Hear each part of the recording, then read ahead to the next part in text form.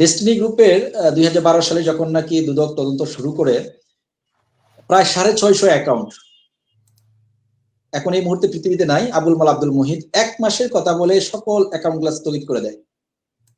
আজ অব্দি মানে 12 বছর 3 মাস 5 দিন বলেছিলাম রায়ের দিন, আজ অব্দি একটি অ্যাকাউন্ট খোলা হয়নি।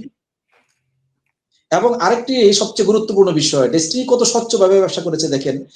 সাকিব ভাই যে বিষয়টা বলেছেন, বাংলাদেশের একটা ব্যাংক থেকে একটা পয়সা লোন নেয়নি, উল্টা বিভিন্ন ব্যাংকে টাকা এখনো আছে। এবং আপনি শুনলে আরেকটু বিষয় খুশি হবেন যে ডেস্টিনি কত স্বচ্ছভাবে ব্যবসা করেছে। 600 টাকা একজন ডিস্ট্রিবিউটর কমিশন পেয়েছে, সেই জায়গা থেকে 5% ট্যাক্স 30 টাকা দেওয়ার পর সে 570 টাকা সে এখান থেকে কমিশন নিয়েছে। 1 টাকা এখান থেকে ব্যাড ট্যাক্স ফাঁকি দেওয়ার কোনো সুযোগ রাখেনি ডেস্টিনি।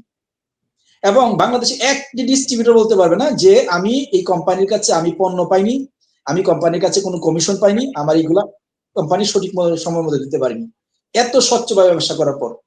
এবং আপনাদের আরেকটা আমি টিটু ভাই বিষয়টি আপনি এরপরে বিষয়টি বলবেন। দেখেন গত রায়ের আগে জনাব রফিকুল আমিন আদালতে দাঁড়িয়ে একটি স্পষ্ট একটি কথা বলেছেন যে মাননীয় আদালত আপনি কি রায় দিবেন আমি জানি না, বাট আমার যে বিনিয়োগকারী যারা যারা আছে তারা আমার পরিবারের সদস্য, আমি তাদের টাকা ফেরত দিবই। এবং ইতিমধ্যে উনি এই বিষয়ে কার্যক্রম শুরু করেছেন। এবং সবচেয়ে আরেকটা গুরুত্বপূর্ণ বিষয় দেখেন, এই যে জনাব রফিকুল আমিন বাংলাদেশে এই জাতীয় প্রতিষ্ঠান এমএলএম জাতীয় প্রতিষ্ঠান যারা কাজ করে ব্যবসা করেন দেশের বাইরে পালিয়ে যান মামলা হলে বা দুদক যখন তদন্ত কার্যক্রম শুরু করে, ওনারা স্বেচ্ছায় স্বপ্রণোদিত হয়ে আদালতে গিয়ে আত্মসমর্পণ করে মামলা লড়েছেন। আমি টিটু ভাই আপনার কাছ থেকে একটু বিষয় জানতে চাইবো, এই যে বিষয়গুলো সম্পর্কে কথা বললাম, তাহলে এই যে 12 বছর জেল মানে খাটিয়েছেন জনাব রফিকুল আমিন এবং সময় কাটাচ্ছেন এই যে বিনিয়োগকারী থেকে, আপনারা জানেন যে 15 তারিখ যখন আদালত থেকে যখন নাকি ওনারা মুক্ত হয়েছে, মুক্ত হওয়ার পর জেল গেটে দাঁড়িয়ে বলেছেন যে আগামীকাল থেকে আমাদের কার্যক্রম শুরু হয়ে যাবে। এবং এটাই বাস্তবতা। আলহাজ মোহাম্মদ হোসেন এবং জনাব রফিকুল আমিন এরপর দিন থেকে কিন্তু নন স্টপ অফিস করে যাচ্ছেন। আজকে এই যে বারডেমে চিকিৎসা করাচ্ছেন, চিকিৎসা করার পর বাসায় যাননি, আবার বৈশাখী থেকে অফিস করা শুরু করেছেন। আপনি বিষয়টিকে কিভাবে দেখেন এবং আগামী দিন ডেস্টিনি কি কি ভূমিকা রাখতে পারে বলে আপনি মনে করেন? অনেক ধন্যবাদ। আমাকে আমার মনে হয় যে সবাই বলে ফেলেছে এবং অনেক কিছু বলা হয়েছে। আমি শুধু একটা জিনিস বলতে চাই যে আমি মানে বাংলাদেশে আমি পড়তেছিলাম দর্শকদের মতামত, আমি দর্শকদের মন্তব্য পড়েই তো আমি হয়রান হয়ে গেলাম। তার কারণ একজন নেগেটিভ, শত শত মানুষ মন্তব্য করছে, একজন নেগেটিভ মন্তব্য এ পর্যন্ত আমার চোখে পড়েনি।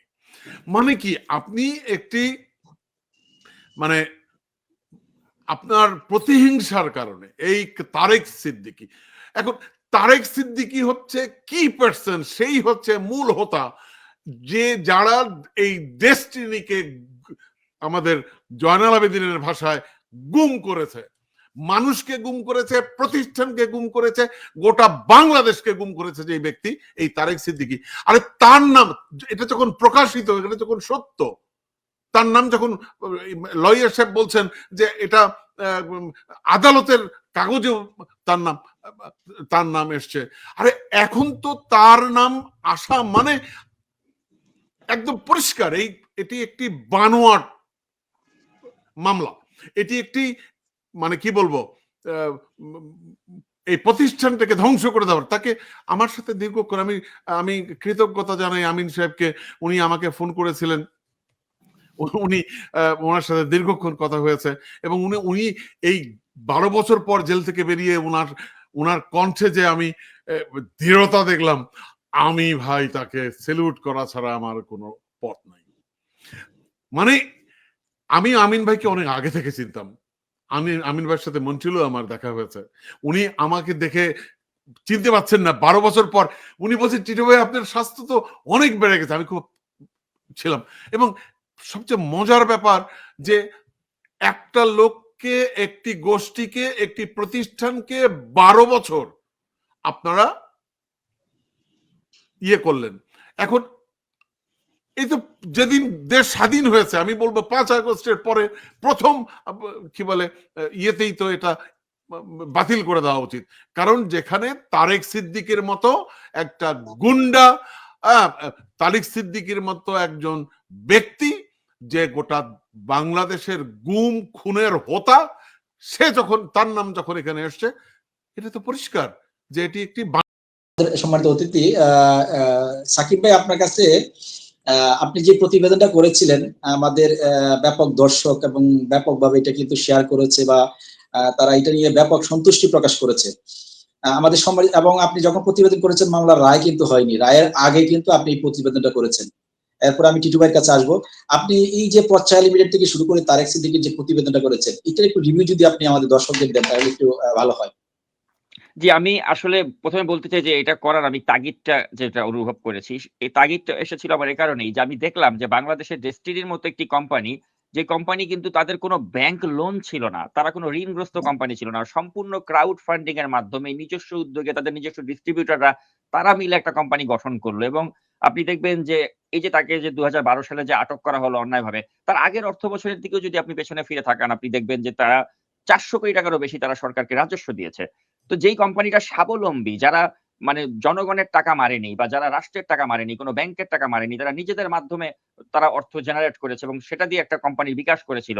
সে ধরনের একটা কোম্পানিকে রাষ্ট্র কোথায় সহায়তা করবে, তা না করে তারা এর প্রতিবন্ধকতা সৃষ্টি করার জন্য নানা ধরনের ষড়যন্ত্র করল।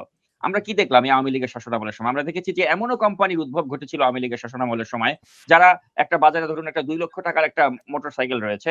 তারা অনলাইনে বলল যে আপনি এই মোটরসাইকেল আমাদের থেকে ৳৫০,০০০ আপনি কিনতে পারবেন। এই লোভে, এই ফাঁদে পড়ে কত মানুষ ওই মোটরসাইকেলের অর্ডার দিল। তারপর তারা সেগুলো আর ডেলিভারি পাচ্ছে না।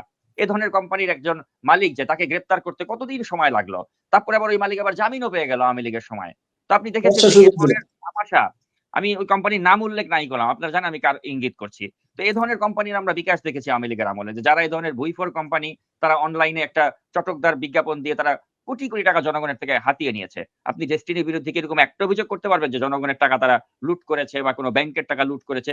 কিছুই তারা করেনি। তারা যা করেছে সব একদম স্বচ্ছ প্রক্রিয়ার মধ্যে দিয়ে এবং সরকারকে ট্যাক্স দিয়ে তারা করেছে। অথচ সেই কোম্পানিটাকে আপনি ধ্বংস করার জন্য আপনি তাদের এই যে ২০০ গাড়ি, যেটা জনাল ভাই বললেন যে ২০০ টা গাড়ি নিয়ে আপনি পুলিশকে দিয়ে দিলেন। এই ২০০ টা গাড়ি আপনি ধ্বংস করলেন। আপনি আনন্দ ছন্দ সিনেমা হল ধ্বংস করলেন।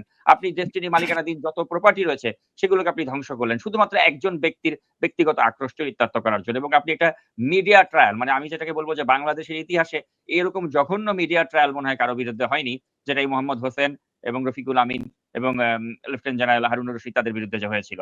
তো এই জঘন্য একটা মিডিয়া ট্রায়াল এর মাধ্যমে আপনি বাংলাদেশের মানুষের মনে একটা পারসেপশন ঢুকিয়ে দিলেন যে ডেস্টিনি হয়তো একটা ভুইফোর কোম্পানি বা এরা হয়তো জনগণের টাকা মেরে খেয়েছে বা ব্যাংকের টাকা মেরে খেয়েছে। কিন্তু আসলে বাস্তবতা হচ্ছে তার সম্পূর্ণ বিপরীত। যে এরা তো জনগণের টাকা মেরে খাওয়া তো দূরের কথা, এরা নিজস্ব ক্রাউড ফান্ডিং এর মাধ্যমে একটি কোম্পানি গড়ে তুলেছিল এবং যে কোম্পানির একটা ভিশন ছিল যে এখানে এই বেকার যুবকদের কর্মসংস্থান করা এবং তাদেরকে মাসে যাতে তারা লক্ষ, লক্ষ টাকা ইনকাম করতে পারে তাদের মাধ্যমে, ওই ব্যবস্থা করারই কিন্তু ভিশন দেখেছিলেন মিস্টার রফিকুল আমিন। এবং তিনি কিন্তু এ ব্যাপারে কিন্তু আপনারা জানেন যে তিনি বিদেশে কিন্তু উচ্চ শিক্ষা নিয়েছেন। তিনি পিএইচডি ডিগ্রি নিয়েছেন। যখন তিনি সার্টিফিকেটটা তার গ্রহণ করার কথা, ঠিক ওই মুহূর্তে কিন্তু তিনি কারাগারে তাকে ঢোকানো হলো। যে কারণে তিনি ওই আমেরিকা থেকে তিনি কিন্তু সেই পদকটিও তিনি সার্টিফিকেটটি কিন্তু নিতে পারেননি। তো এই যে তার যে ব্যক্তিগতভাবে তাকে যে শুধু ক্ষতিগ্রস্ত করা হয়েছে তা নয়। এখানে এই ৪৫ লাখ ডিস্ট্রিবিউটর তাদেরকে ক্ষতি করা হয়েছে। তাদের যে একটা ভবিষ্যৎ সেটাকে একদম ১২ বছরের জন্য সেটাকে স্থবির করে দেয়া হলো। তাদের লাইফ থেকে এই সময়টা কিন্তু আর কখনো ফিরে আসবে না।